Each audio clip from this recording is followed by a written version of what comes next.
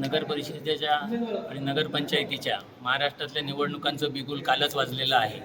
त्याच वेंगुर्ला नगर परिषदेची निवडणूक होणार आहे. त्यासाठी काँग्रेस पक्षाचे उमेदवार म्हणून विलास गावडे यांचं नाव आम्ही आज जाहीर केलेलं आहे. आज अनौपचारिक जरी आम्ही जाहीर केलं तरी वरिष्ठांकडून आम्हाला हिरवा सिग्नल मिळालेला आहे की विलास गावडेच काँग्रेस पक्षाचे वेंगुर्ला नगर परिषदेचे उमेदवार असतील.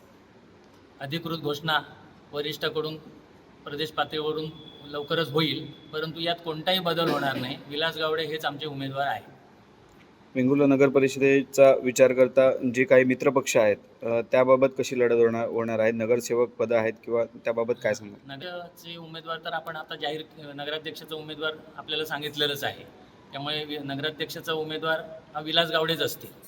नगरसेवक जे आहेत इथे चेतन कोबल आहेत, सतेज मयेकर आहेत, विधाता सावंत आहेत, प्रकाश डिझोलकर आहेत. हे आपल्या हात चिन्हावर लढणारेच उमेदवार आहेत.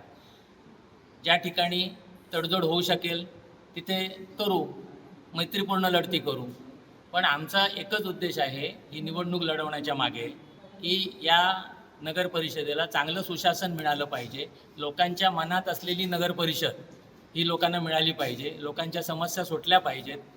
त्यामुळे आमची सत्ता आल्यानंतर नगर परिषदेमध्ये ज्या काही गोष्टी करायच्या आहेत त्या या नगरीच्या नागरिकांना विश्वासात घेऊन त्यांच्या सूचनांचा आदर करून टाटा कन्सल्टन्सीसारख्या एजन्सीला घेऊन एक ब्ल्यूप्रिंट तयार करू चांगल्या विकासाची आणि वेंगुर्ला नगरातल्या नागरिकांना ज्या पद्धतीचं वेंगुर्ला शहर पाहिजे त्या पद्धतीचं शहर बनवण्याचा आमचा उद्देश आणि उद्दिष्ट आहे.